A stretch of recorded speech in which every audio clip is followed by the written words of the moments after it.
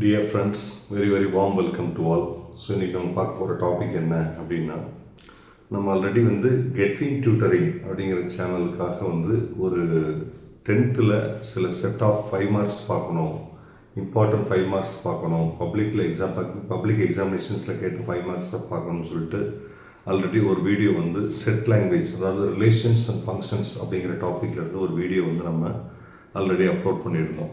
அதோட தொடர்ச்சியாக அதோட செகண்ட் டைப் ஆஃப் ப்ராப்ளம், அதாவது டிஎன் போர்டு, தமிழ்நாடு போர்டு சிலபஸ்லேருந்து ஒரு important 5 mark relations and functions அப்படிங்கிற சாப்டர்லேருந்து பல தடவை பப்ளிக் எக்ஸாமினேஷனில் ரிப்பீட்டடாக கேட்ட ஒரு 5 மார்க்கை தான் இன்றைக்கி நம்ம டிஸ்கஸ் பண்ண போகிறோம்.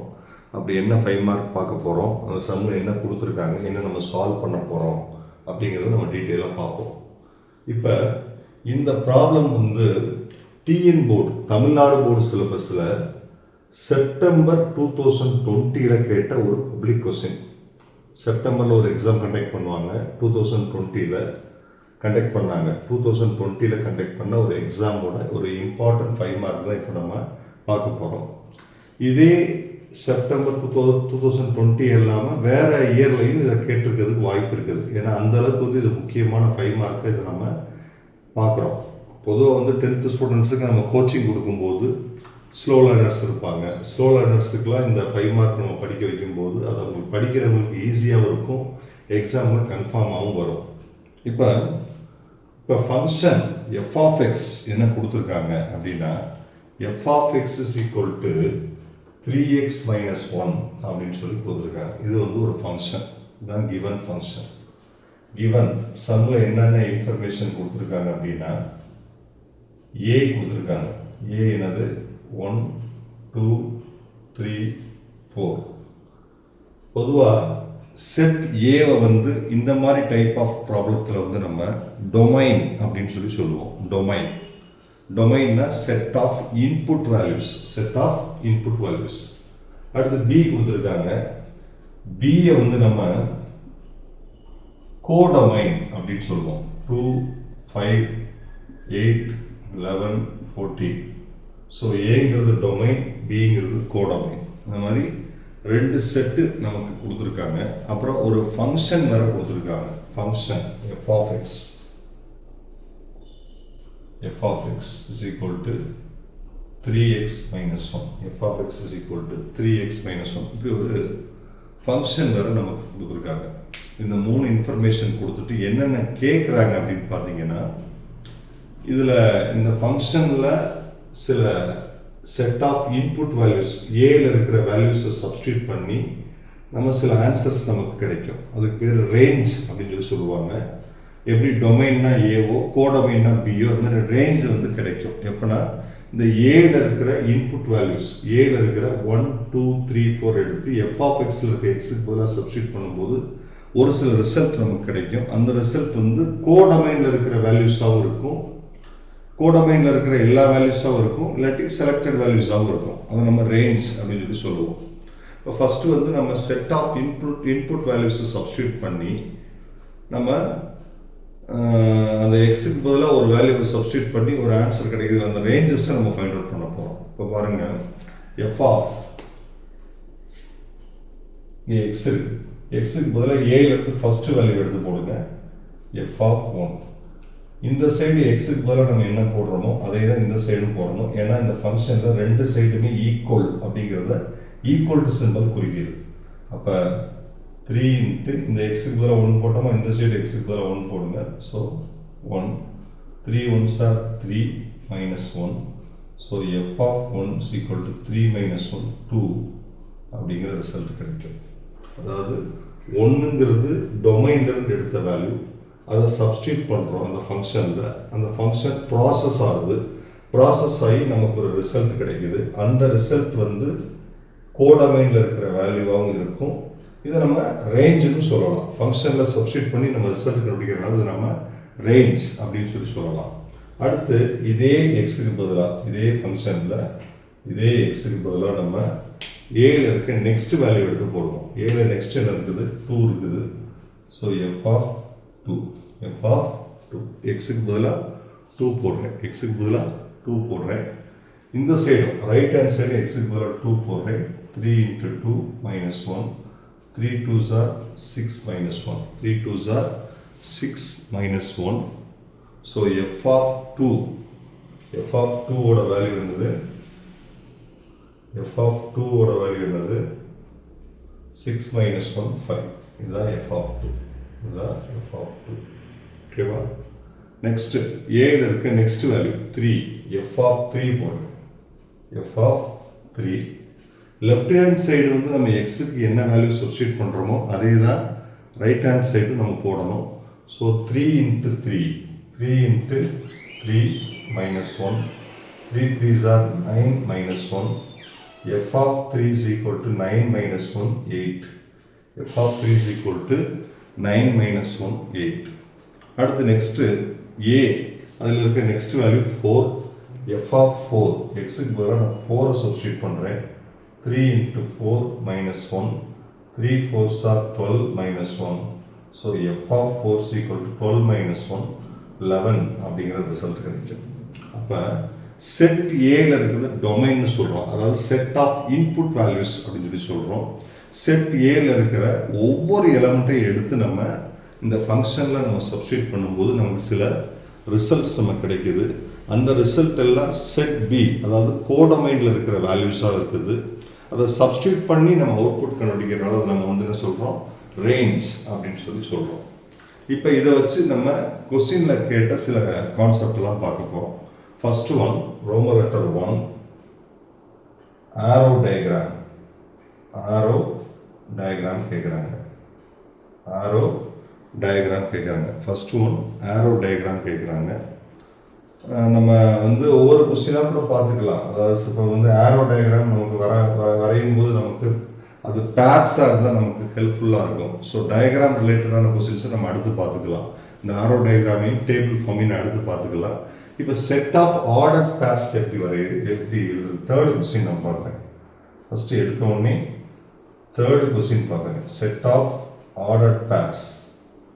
ஏன்னா ஆர்டர் பேர்ஸ் தெரியும் போது நமக்கு அந்த டயக்ராம்ஸ் வரைகிறது ஈஸியாக இருக்கும். ஏன்னா மூணுமே டயக்ராம் டைப்பில் கேட்டிருக்காங்க. ஒன்று ஆரோ டயக்ராம், இன்னொன்று டேபிள், இன்னொன்று set of order pairs, next ஃபைனலாக கிராஃப். இதில் ஆரோ டயக்ராமும் கிராஃபும் நம்ம ஃபைனலாக பார்க்கலாம். செட் ஆஃப் ஆர்டர் பேர்ஸின் டேபிள் ஃபார்மை இப்போ நம்ம பார்த்துடலாம். செட் ஆஃப் ஆர்டர் பேர்ஸ்னால் ஃபங்க்ஷன் எஃப்னு சொல்கிறோம். அந்த ஃபங்க்ஷனை எஃப்னு சொல்கிறோம். ஓகேவா? இப்போ நீங்கள் எக்ஸுக்கு பதிலாக என்னென்ன வேல்யூஸ் நீங்கள் சப்ஸ்டியூட் பண்ணீங்களோ அந்த சப்ஸ்டியூட் பண்ணி கிடைச்ச ஆன்சர் இதை நம்ம பேர்ஸ் எழுதணும். இப்போ 1 போடும்போது நமக்கு 2 கிடச்சிச்சு. ஸோ 1, 2. அப்புறம் 2 போடும்போது நமக்கு 5 கிடச்சிச்சு. ஸோ 2, 5. அப்புறம் 3 போடும்போது நமக்கு 8 கிடச்சிச்சு.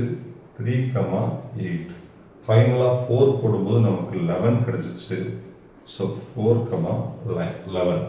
இதுதான் செட் ஆஃப் ஆர்டர் பேர்ஸ்.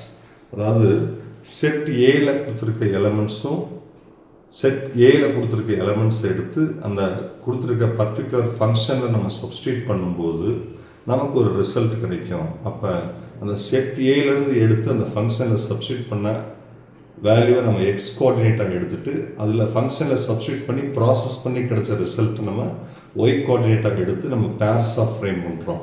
இப்போ நம்ம 1 சப்ஸ்டியூட் பண்ணும்போது நமக்கு 2 கிடச்சிச்சு. ஸோ 1, 2. 2 சப்ஸ்டியூட் பண்ணும்போது 5 கிடச்சிச்சு. 2, 5. 3 சப்ஸ்டியூட் பண்ணும்போது நமக்கு 8 கிடச்சிச்சு. 3, 8.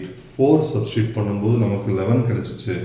4, 11. இதுதான் செட் ஆஃப் ஆர்டர் பேர்ஸ்.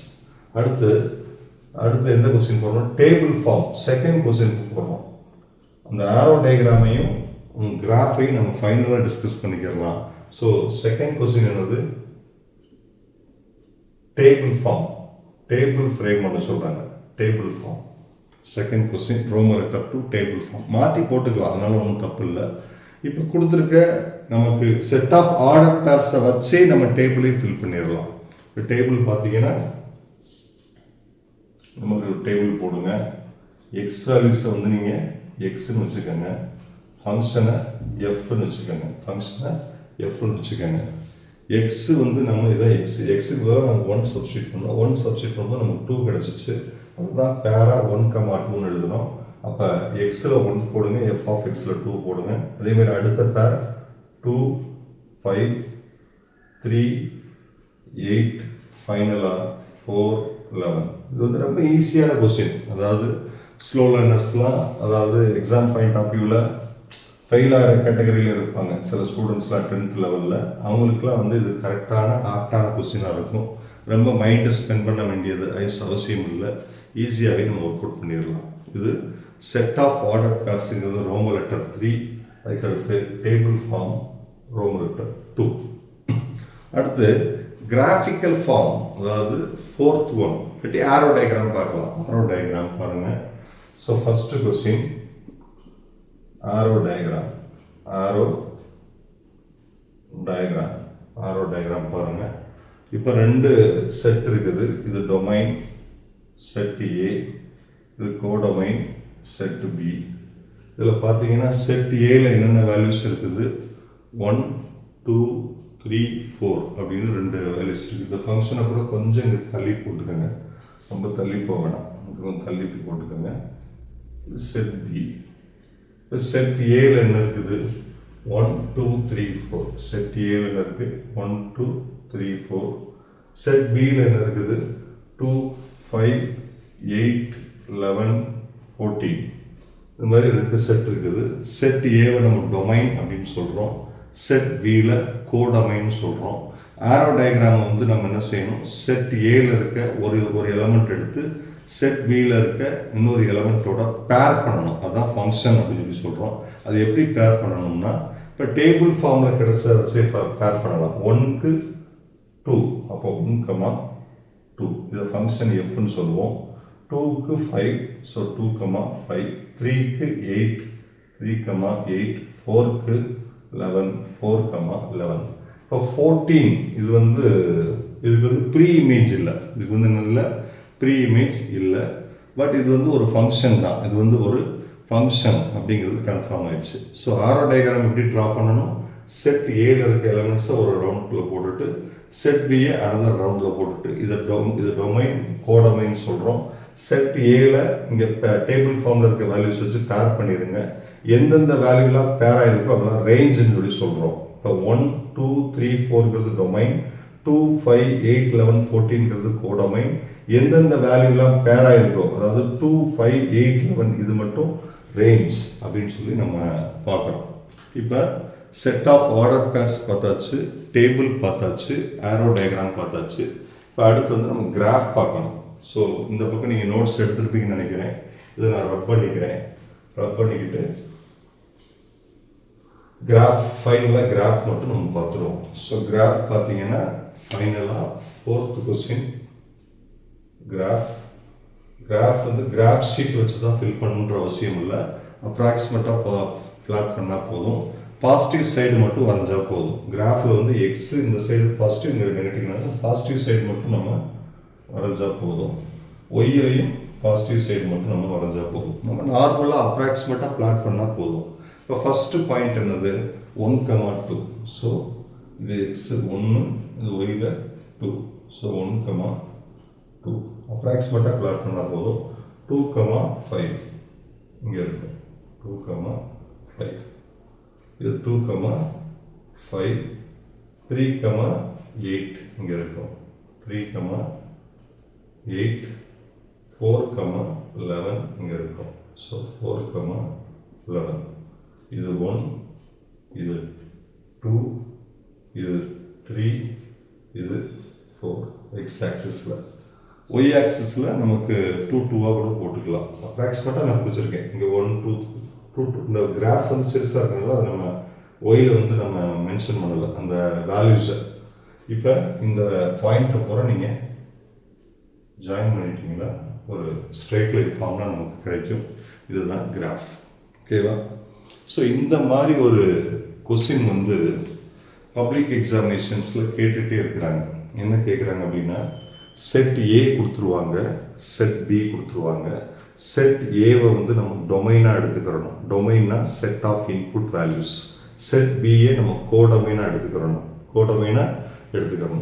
எடுத்துட்டு அந்த செட் ஏல கொடுத்துருக்க ஒவ்வொரு வேல்யூவையும் இந்த பர்டிகுலர் ஃபங்க்ஷனில் இருக்க எக்ஸுக்கு பதிலாக சப்ஸ்டியூட் பண்ணி ஒரு ரிசல்ட் நமக்கு கிடைச்சிட்டே இருக்கும். அந்த ரிசல்ட்டை மட்டும் வச்சு set of order pairs, table, arrow diagram, graph எல்லாமே நம்ம போட்டலாம். செட் ஏல இருக்க ஒவ்வொரு வேல்யூ இந்த ஃபங்க்ஷனில் சப்ஸ்டியூட் பண்ணி ஒரு ரிசல்ட் நமக்கு கிடைக்கும்ல. இப்போ 1 சப்ஸ்டியூட் பண்ணும்போது 2 கிடச்சிச்சு, 2 சப்ஸ்டியூட் பண்ணும்போது 5 கிடச்சிச்சு, 3 சப்ஸ்டியூட் பண்ணும்போது 8 கிடச்சிச்சு, 4 சப்ஸ்டியூட் பண்ணும்போது 11 கிடச்சிச்சு. அப்போ இந்த 2, 5, 8, 11லாம் ரேஞ்ச் அப்படின்னு சொல்லுவோம். ஸோ இந்த செட் ஆஃப் ஆர்டர்ஸ் பேர்ஸை வச்சு நம்ம டேபிள் போட்டுடலாம். 1,2னா 1, 2, 2,5னா 2, 5, 3,8னா 3, 8, 4,11னா 4, 11. இந்த டேபிளை வச்சு ஆரோ டயக்ராம் போட்டுடலாம். ஆரோ டயக்ராம் வச்சு கிராஃப் போட்டுடலாம். ஸோ இந்த சம்முக்கு நம்ம எக்ஸ்ட்ரா ரொம்ப எஃபோர்ட் போட வேண்டிய அவசியம்லாம் கிடையவே கிடையாது. சிம்பிளாக போட்டு போயிடலாம். ஈஸியாக 5 மார்க்கை நம்ம வாங்கிடலாம். இந்த மாதிரி டைப் ஆஃப் சம்ஸ் வந்து எக்ஸாம் பாயிண்ட் ஆஃப் வியூவில் அதிகமாக கேட்குறாங்க. ஸ்லோ லேர்னர்ஸுக்கு இந்த சம்மை படிக்கிறதுக்கு ஈஸியாக இருக்கும், ஈஸியாக ஃபீல் ஆகும். ஸோ கண்டிப்பாக இந்த சம் நம்ம படிக்கும்போது நம்ம ஒரு 5 மார்க் எழுதுறதுக்கு தயாராகிட்டோம், ரெடி ஆகிட்டோம்னு சொல்லி அர்த்தம். ஸோ இன்னொரு இன்ட்ரெஸ்டிங்கான கான்செப்டோட நம்ம நெக்ஸ்ட் வீடியோவில் வெயிட் பண்ணுவோம். தேங்க்யூ, தேங்க்ஸ் ஃபார் வாட்சிங்.